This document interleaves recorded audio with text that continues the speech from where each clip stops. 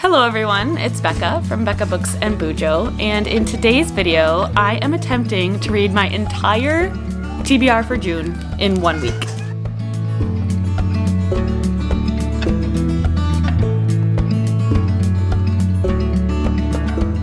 When I first saw this challenge going around, I thought there was no way I would ever try it. No way could I attempt it, because I'm a mom of two littles. I have a full-time job. Didn't think it would ever happen for me. However, when I picked my books for June in my June deck of TBR, I got some short ones, I got a YA, and I have them all on audio. This has hardly ever happened, and so if it were going to be a challenge of mine at any time, June is the month to do it for me. So it's currently Saturday, June 1st, and I'm going to attempt to finish these 5 books by next Saturday, June 8th. I'm giving myself an extra day, kind of. But, yeah, I have these 5 books. So I have In a Dark, Dark Wood by Ruth Ware. Thrillers go super fast for me, and again, I have it on audio, so I think I can finish this one relatively quickly. I have A Psalm for the Wild Built by Becky Chambers. Super short, and yes, have it on audio. I think it's like 3 hours on audio, so can go fairly quickly. Leave the World Behind by Rumaan Alam, again, is short. And I think the audio is also short. Are we sensing a theme here? Next we've got With the Fire on High by Elizabeth Acevedo. This is a YA, which I feel like goes faster. And it looks chunky, but the text is big, spaced out, and wide margins. So I think that will help it go fast. And lastly, I have a book of the month. I have This Close to Okay by Lisa Cross Smith. This one, the audio isn't here yet in my Libby, but it's coming soon. So I hope that I could get it on audio, but if not, this will be my physical read for the week. So we are doing this crazy challenge. Can I read my entire TBR for June in 1 week? Let's see. Hello, I am about 35%. Well, that's what my audiobook says. Looks a little further than that, but page 133 in With the Fire on High. Really enjoying it so far. We're following Imani. She is a high school senior, I believe. When she was a freshman, she got pregnant and is raising her daughter basically on her own. She has her grandmother helping her, but she has just gotten her daughter into a really great daycare and is really working hard senior year to make money. She's working a lot, but also applying to schools to see where she can go to school. Her dream would be to go to culinary school. She is a fabulous chef and maker of food. She can get flavors down really well, so much that it makes her grandmother cry sometimes.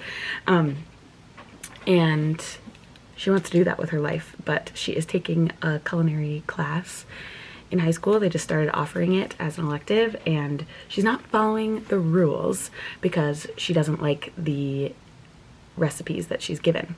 But the teacher is trying to teach her that she needs to follow those rules or the recipes if she were to get a job in a restaurant someday. So really enjoying it. She is kind of starting to have a relationship with a boy named Malachi, and he seems really great and sweet to her. She is kind of liking the attention, but yeah, I'm enjoying it. I'm gonna keep listening and working on my what's this called, diamond painting. So I'll get back to reading.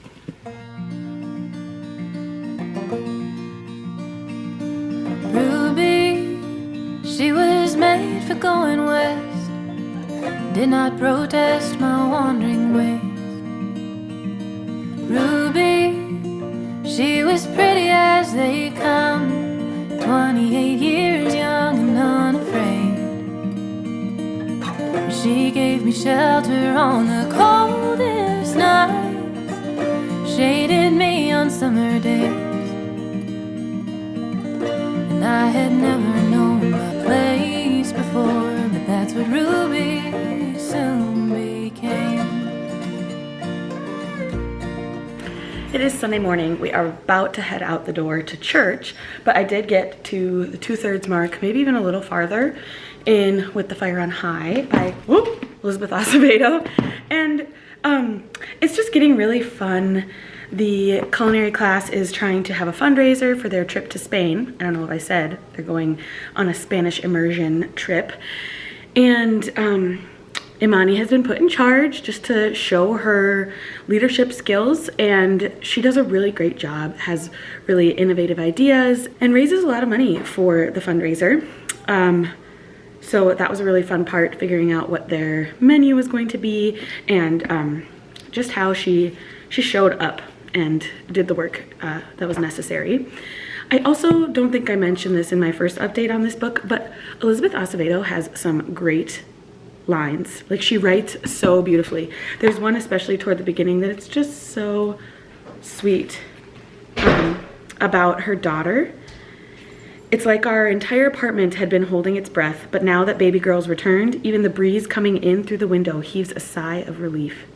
For the rest of the night, baby girl is front and center, the candlelight we read the world by. That's so sweet. Anyway, really enjoying it. I'm gonna keep reading it today. I feel like I have some catch up to do. I'll read this one and then I might go to a short one next, probably Psalm for the Wild Built. But full transparency here, I'm finishing up a book from May, First Lie Wins. So this is what I've been physically reading all day yesterday for the first day of this challenge, and I'll finish it up today. But this was on May's TBR, needing to finish it up quickly before my book club meets tomorrow night. So that's where we're at, reading wise. With Imani and her class going to Spain, it's just making me so excited for our Spain trip in October. My best friend from middle school, high school is getting married in Spain, and we just booked our flights last week, and it's becoming real now that we're going. And so hearing about the cuisine that they're making and that they will eat when they're in Spain is making me super excited for the Spanish food that we're going to get to eat. Anyway, we better go to church. It's Sunday afternoon, and I did finish with The Fire on High. I really liked it. My kids are going crazy. No nap does not mix well with Theodore John. Anyway, I really enjoyed it. It was a great story, great writing. I have loved most of everything I've read by Elizabeth Acevedo. I've heard interesting things about family lore, but I'm still gonna give it a try. Please don't climb up on the counter. I think I'm gonna settle on a 4.5 stars. Just something didn't quite bring it to that 5-star level for me, but still really enjoyed the story, Imani's character, her strength as a young single mom, and achieving her dreams even though she had everything stacked against her. So, really liked it. Let's pick out my next book. I think it'll be Psalm for the Wild Built.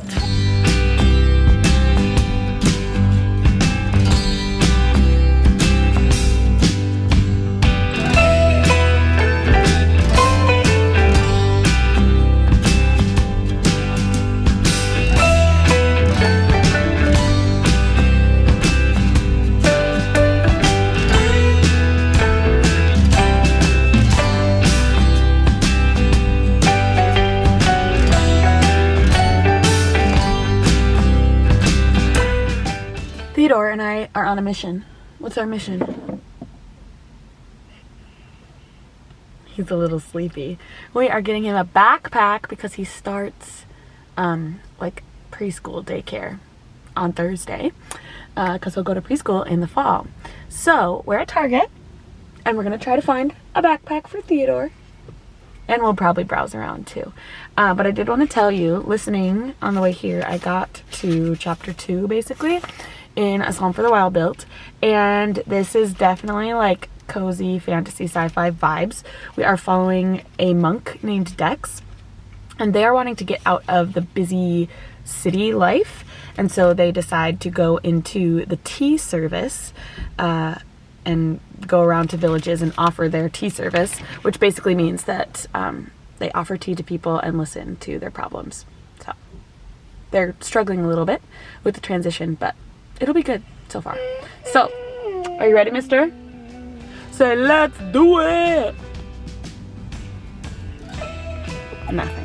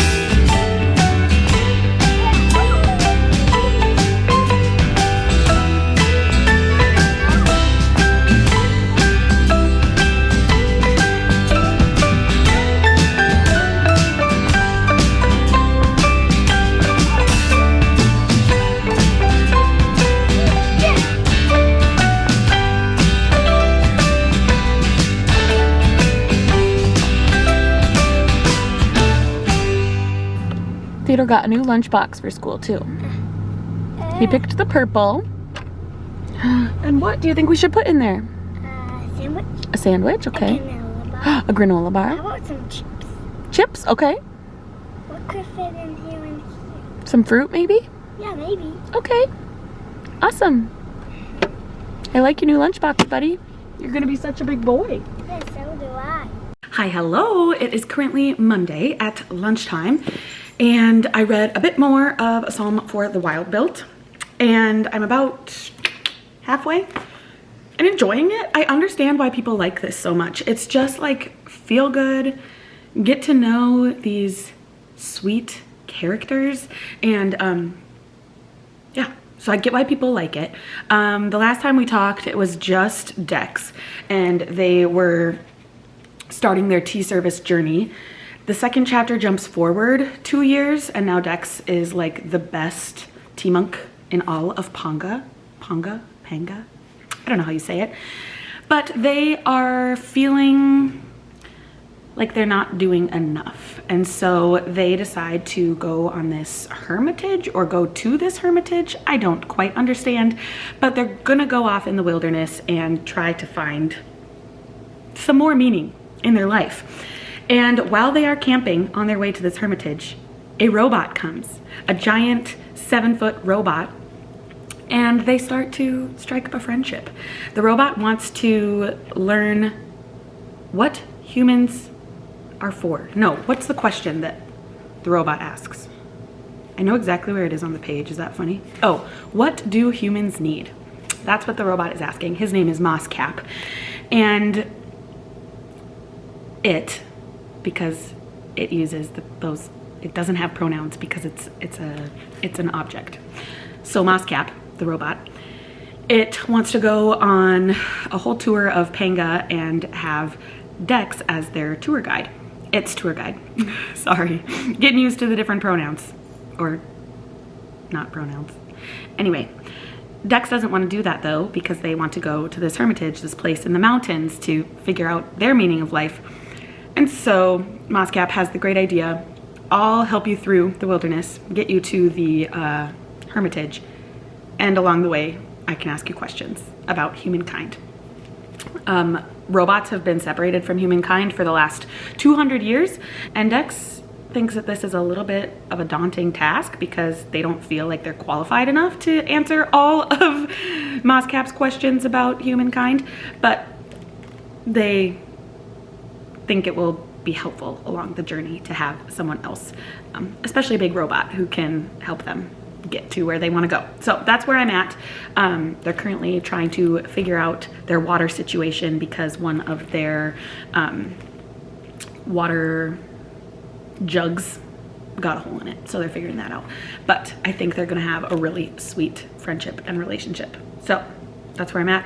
I have like an hour left of the audiobook. It's, I mean, told you, a short little book, but it's going well. I'm not quite sure if it has 5-star feels for me, but it maybe could get there depending on this last half of the book. So let's read it.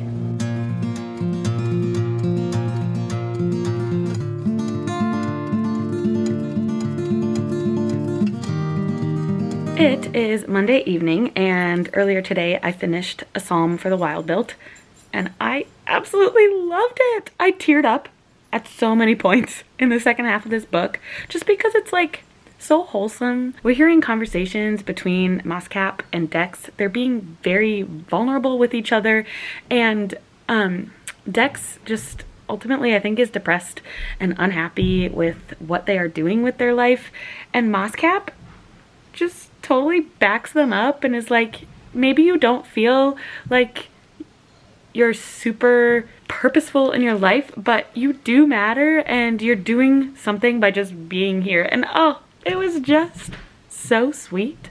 It made me feel really good as one who struggles with depression and anxiety, but just like so wholesome and sweet and lovely.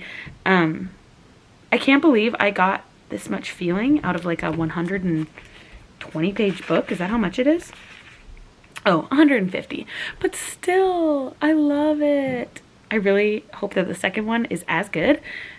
it might be hard to live up to, but like, I don't know. I didn't expect it. I didn't. I thought it was going to be some goofy sci-fi, but it just had so much to say about life and what we do with our life, how we're here for something, and oh, I loved it. I loved it. How many times can I put it against my face because I love it so much? I just want to give it a hug. Anyway, this is book number 2 on my TBR done, so I need to try to decide what I'm going to read next. I think I better start my physical read of This Close to Okay. The Libby hold is not coming through. I really thought it would, but it's not. So I'll start that physically probably tonight before bed, and then I'm kind of in a thriller mood, but I'm nervous to start in a dark wood because it's my patron buddy read, and I'm gonna need to vlog that separately. So so many decisions, but for now I will start This Close to Okay. I have to share one quote from A Psalm for the Wild Built because I was going through and putting it in my reading journal and realized you need to hear this. It basically makes me cry every time I hear it, read it, listen to it, because it just makes me feel so worthy, and it makes anyone feel worthy, I think. So this is Mosscap talking to Dex, and Mosscap says, "You keep asking why your work is not enough, and I don't know how to answer that, because it is enough to exist in the world and marvel at it. You don't need to justify that or earn it. You are allowed to just live." It just makes you feel like even on the days when you have no purpose, you don't want to do anything, you're still doing great because you are here and you are doing wonderfully. So that's a great quote. Moving on.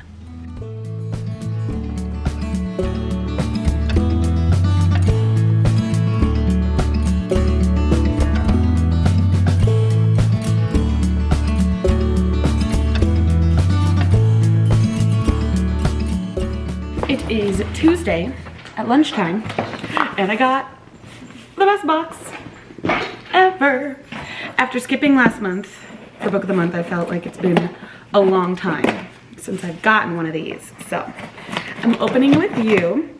While I open it, I can tell you about my progress in Leave the World Behind by Rumaan Alam. I'm like 40 pages in. This is about a family who is going on vacation. They go to this pretty isolated beach house. It's not right on the beach, but in a beach town.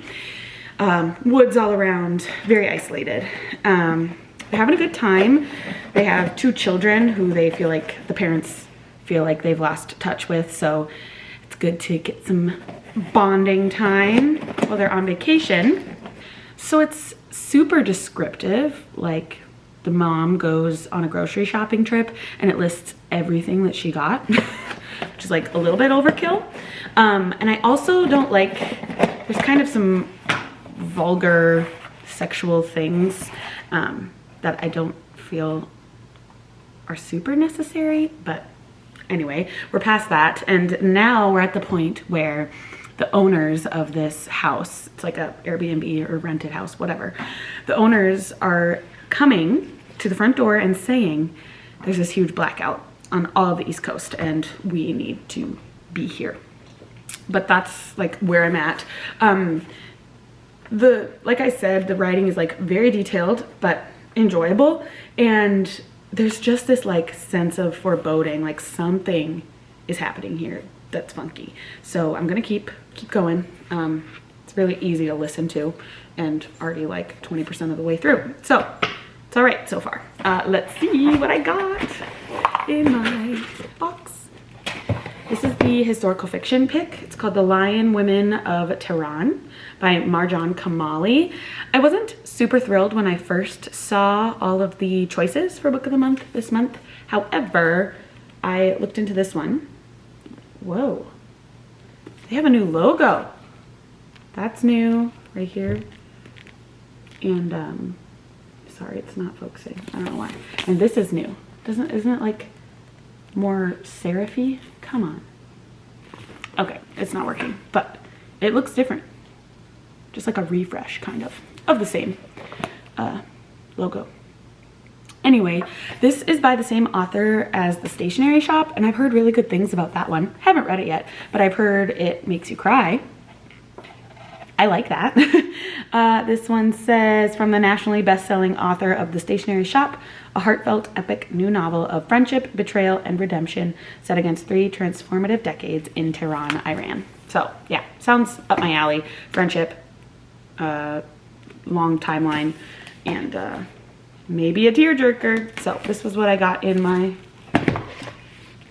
Whoa, yeah, this is different. This is longer than their normal bookmarks. Oh, funny. Okay, so it's way longer, like fits the whole book almost. They used to be like this much. And then on the back it says, hold that plot, which is right at the top. So like you could put the bookmark in and hold that plot could still show. That's kind of cute. And it says that this was submitted by one of their patrons, submitted by Christine H. Cool. Anyway, different. They're like doing some rebranding, maybe. This is not a book of the month video, but I did get that in the mail. Okay, so let's just keep reading this one as a Hot Wheels car falls off my table, because we keep Hot Wheels cars on the dining room table at my house. It is later on Tuesday, home with the kids, and I am on chapter 30, 175 pages in, and it's like pretty close to the end. Like, I don't know, 3/4 of the way. And all I can say is this book is weird. It's really slow moving. The family who was on vacation welcomed the couple into their home, the couple's home, and allowed them to stay. And they're just kind of like living life, trying to figure out what's going on. They send one of the husbands out to try to go to town and see what he can find out, but he gets lost, so can't even get there. And then there's this loud sound, like this amazingly loud sound, deafening, breaks glass.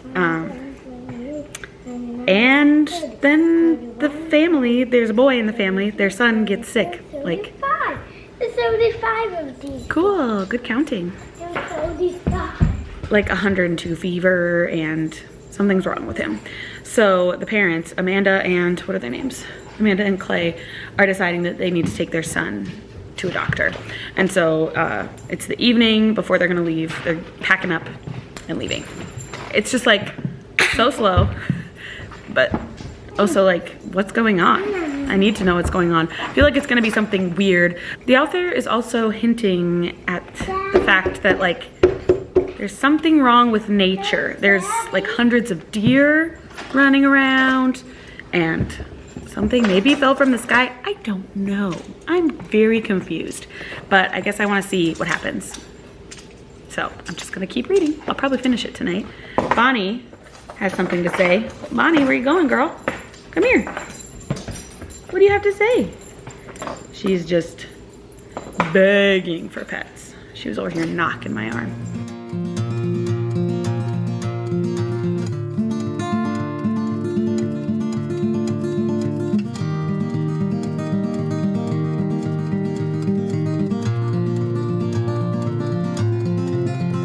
There's a man around the corner, he's been asking me for change, and I could use Story time.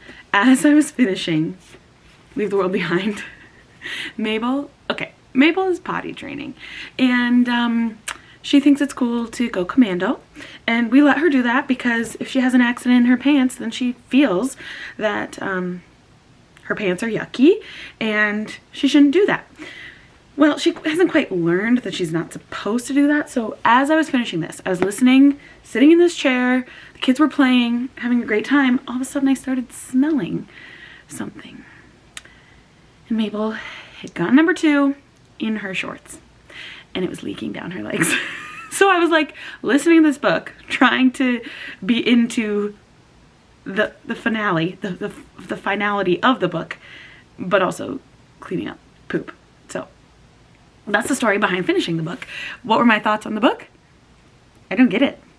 I think I'm dumb. I don't think we got anywhere from the beginning of the book to the end of the book. We don't know what the mysterious thing that was going on was. We never learned that. It was all just mysterious. No clue. Like, I think, when did this come out? Was it after 2020? It was 2020. Interesting. I like all of the things that people were doing, like staying at home, not doing anything that took you away from home, no electricity, like doing puzzles, reading books. It all felt like the beginning of the pandemic, the COVID, when people were like, hey, this is actually kind of nice. I'm getting things done around my house. I'm spending time with my family, like kind of good things. And so it kind of reminded me of that a little bit toward the end when they were like explaining how people were handling this weird post-apocalyptic, who knows what was going on, but still, like, we didn't get any answers. I don't know. That's all I've got. So I gave it 2 stars because there was still a little bit of intrigue, but I don't get it. I'm wondering if watching the movie, because now there's a Netflix movie, if that would explain things a little bit more. Or if the movie does something more than the book does, because I really don't think we get any sort of answer. Unless I was too caught up in the poo explosion. But didn't like this one as much, and that's okay. Tonight, it's Tuesday night. I'm going to continue reading this physically. I'm just going to take a break though from reading. I've been doing a lot of reading, so I'm going to watch some YouTube. I'm like 1,000 videos behind on all the people I love to watch. So I'm going to watch some YouTube and do my diamond painting. But yeah, I'll pick up this before bed and maybe give you an update on it in the morning because I'm literally only 8 pages in. So maybe I can get farther tonight. There's a man around the corner, he's been asking me for change, and I could use some. Think I could use some sometimes. All these things slow me down,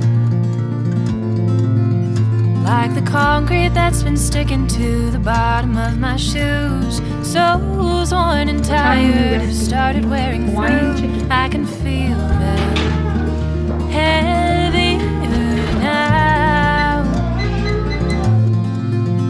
There's a hole here in my pocket, it reminds me of the ways I am hungry and always running for an open door. Theo learned a new trick.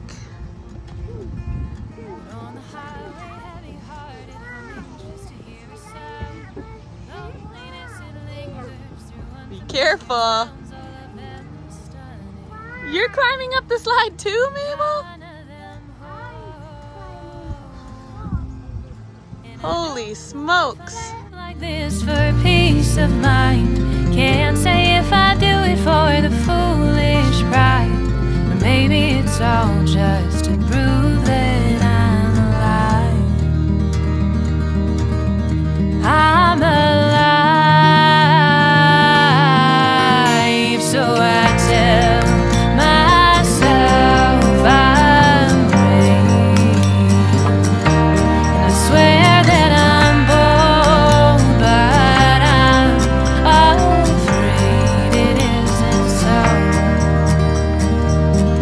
Maybe I'm nothing more. Hello? Say merry go round. Merry go round. Say a backflip. Flip.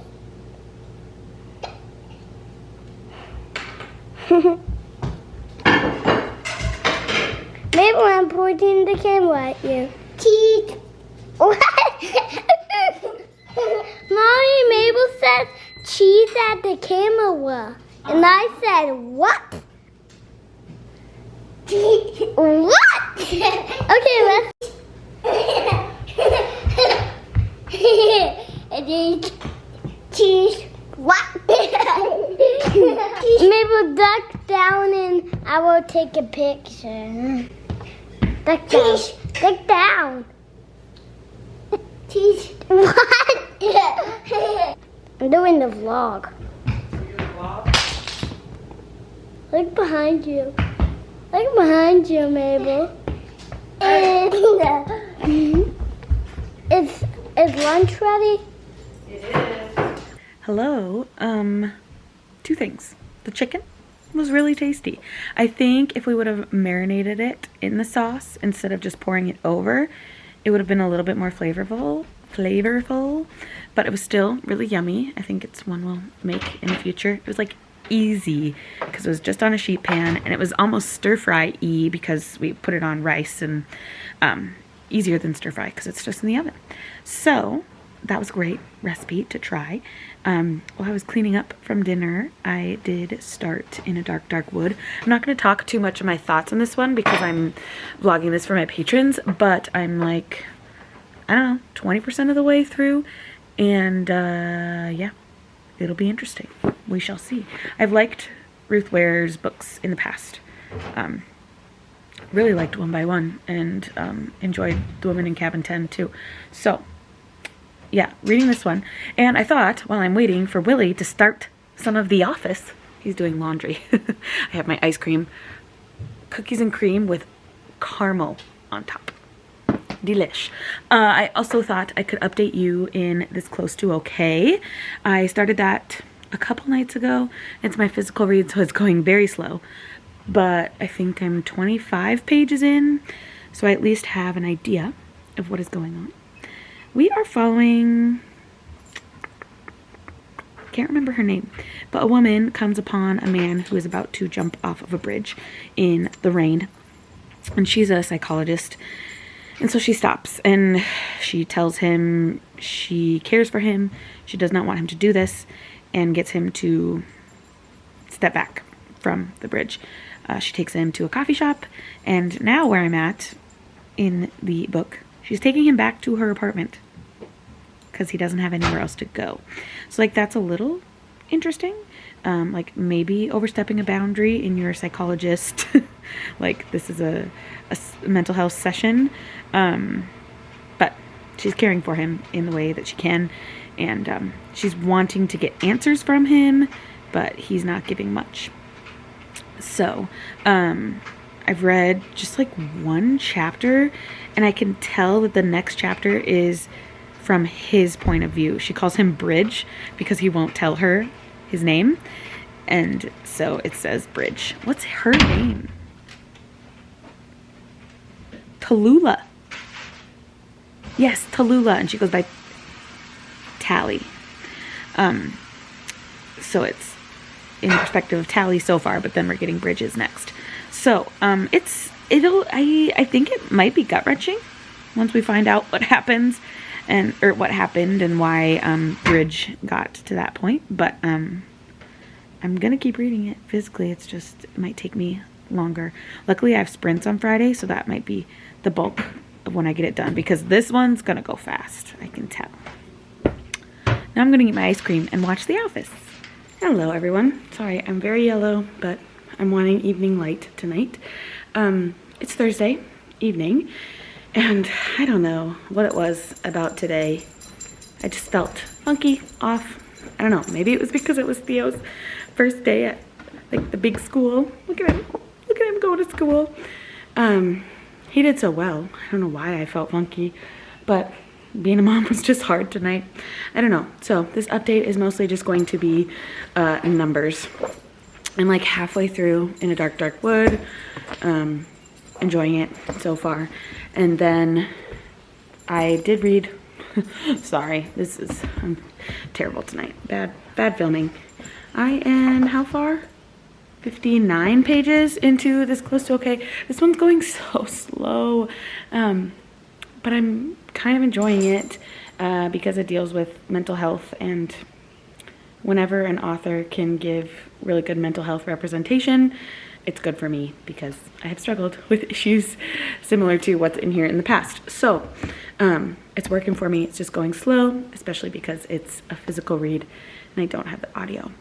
I think I should be able to finish this one tomorrow, and This Close to Okay, we'll see. I have reading sprints tomorrow, and so I could, but tonight I'm mostly just gonna curl up here in this chair by the window, and as the light fades, I will just be reading,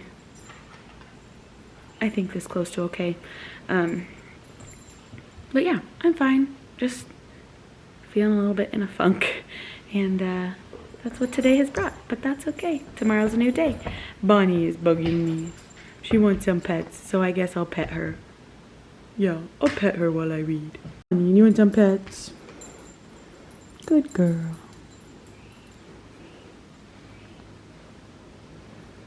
These poor girls have had to deal with so many thunderstorms this week,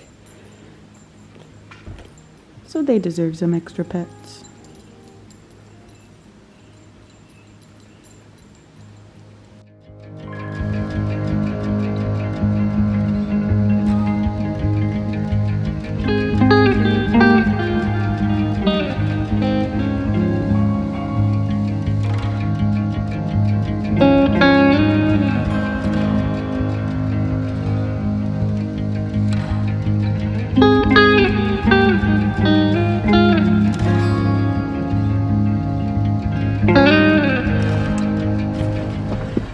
Got the blanket. It's Friday morning, and we already got the kids to daycare and school. Theo started preschool. I think I've said that. But he decided he did want a blankie for nap time. So we planned we were gonna bring this blankie, which happens to be my baby blankie. So it's so sweet to me that he wants to bring it. But we forgot it this morning. It was sitting on the couch, just completely forgot it. So I'm bringing this back to school for him. Ooh, sorry, I don't normally film while I'm driving. I am paying attention, I promise. I got a special coffee this morning just because of how I was feeling last night. I feel like I need an extra pick-me-up from the day that was yesterday. I'm feeling better. But there also was no milk, so that made an easy decision for me to go get a mug cake latte, it's called. It's like vanilla and cupcake flavoring in a latte. It's delicious and probably so much sugar, but I don't care. Anyway, I wanted to update you. Last night I went on a reading kick of This Close to Okay. Absolutely am loving it. It's so simple and easy reading, but these characters are being so vulnerable with us, and I'm really just enjoying it. So we have Tally, our main woman, who stopped and helped the bridge guy, and while you think that she's helping the depressed person who was about to jump off of a bridge, she actually is going through a lot herself too. Her husband just left her about a year ago because she was having infertility issues and it was just too much for him. So he left her and immediately got someone else pregnant and married her.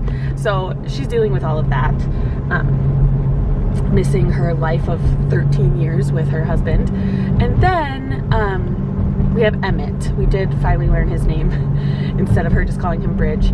And Emmett, there's something in his past that led him to this decision.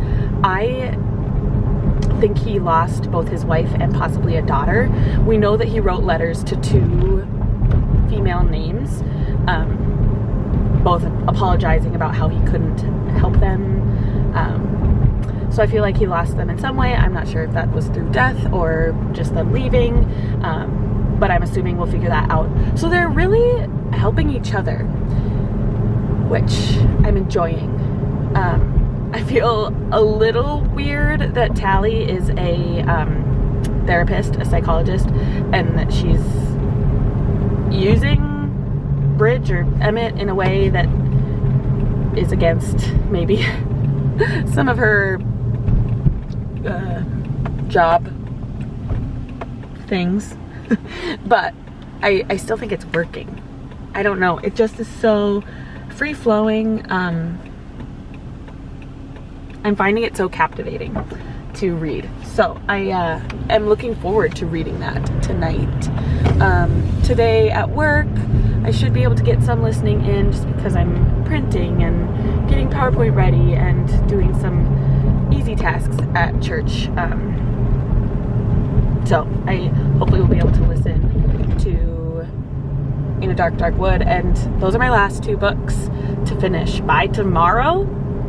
We'll see. I don't know. Could be a stretch, especially with this close to okay. But the way that I'm loving reading this close to okay, it could happen. So I am almost back to school. Gonna drop off Theo's blankie and then get to work a little late. But that's what you do for caffeine and your children. I went home for a very quick lunch because I forgot I have to donate blood today. Not have to. I get to. It's a thing I love to do. So I am at the place where I donate blood here like 5 minutes early, so I better go in. But I wanted to tell you the audiobook for This Close to Okay just came in this morning, and I literally like celebrated. I was like, yay! Now I'll for sure be able to get both This Close to Okay and In a Dark, Dark Wood finished. That makes me so happy.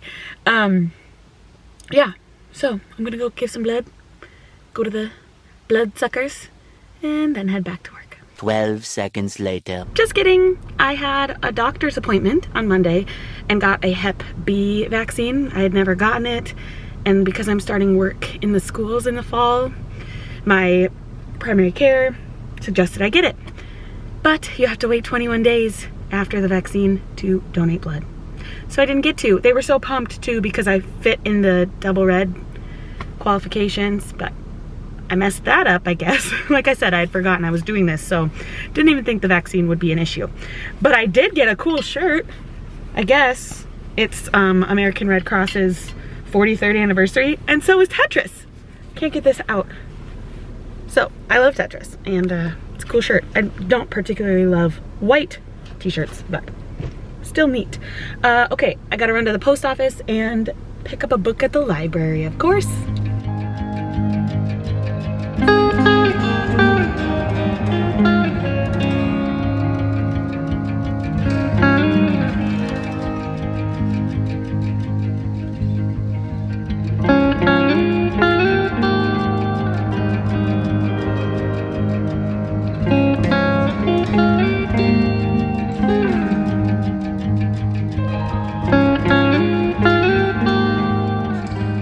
I really was just going in for one library book, and I wanted to get a travel guide for Spain.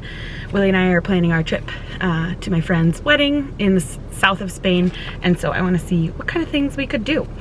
I hope Rick Steves has some good ideas. My dad is a Rick Steves fan. But then of course I checked out the Friends at the Library little book sale corner, and I found the Rose Code, which is one of my favorite Kate Quinn's, and I would love to have my own copy, one I could lend out to people, because it's one of my favorite historical fictions about cracking the Enigma code and the women behind that. And then I could not help myself. I'm really scared, but I got this blind date with a book. It was $5, and the blurb on the front says suspense, murder, and psychological thriller. I am hoping I don't have it, but it's a hardcover, so I'm gonna open it with you all. Let's see. Can't get the yarn off. Oh, ripped it. Okay. Let's see what we got. Someone's pulling up behind me. What if I've read it? What if I own it?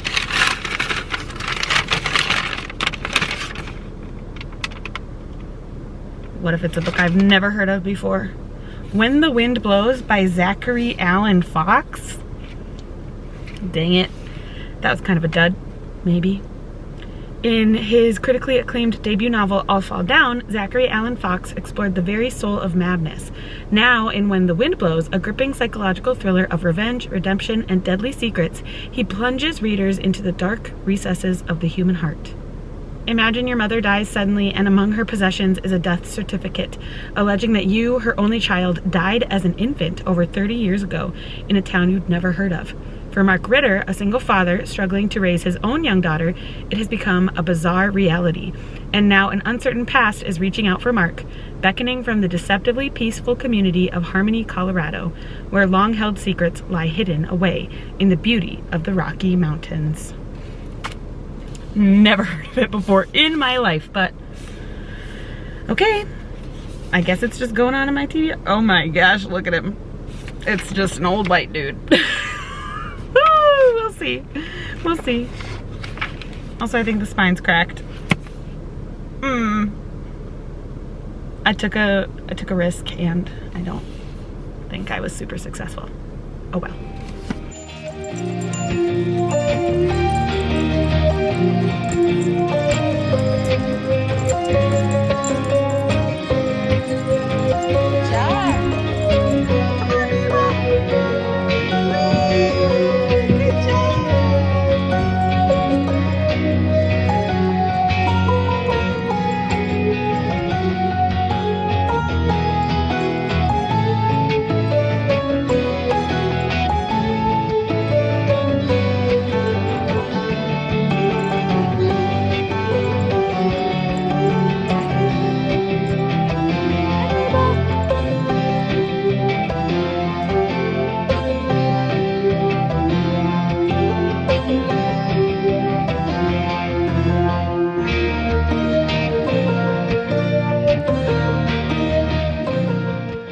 It is Saturday morning. I had sprints late into the night last night, and I'm happy to inform I did complete both of my books. Should have had them ready.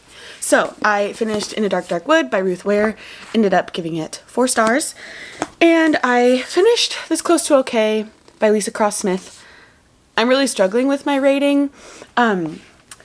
This one at the beginning had really great mental health representation, I thought, and like these two talking to each other felt like it was going to be a good way of healing. However, the relationship turned romantic. I did not like that. And also there was just a lot of lies going on, and I feel like pretty important lies that the other felt deceived. So while they were both doing it to each other and it was kind of like payback, I didn't love it. So I really don't know, because at the beginning I was really enjoying it and thought that it was going to be a really high rated book. So I think I just need to sit with it for a little bit. I'm thinking between 3.5 and 4 stars. That feels right. But then again, I did enjoy my time. I don't know. I have to decide if I want it morally to affect me or just that it's a book and it's a work of fiction. Anyway, so let me get the other 3 books. I finished my entire June deck of TBR in 1 week.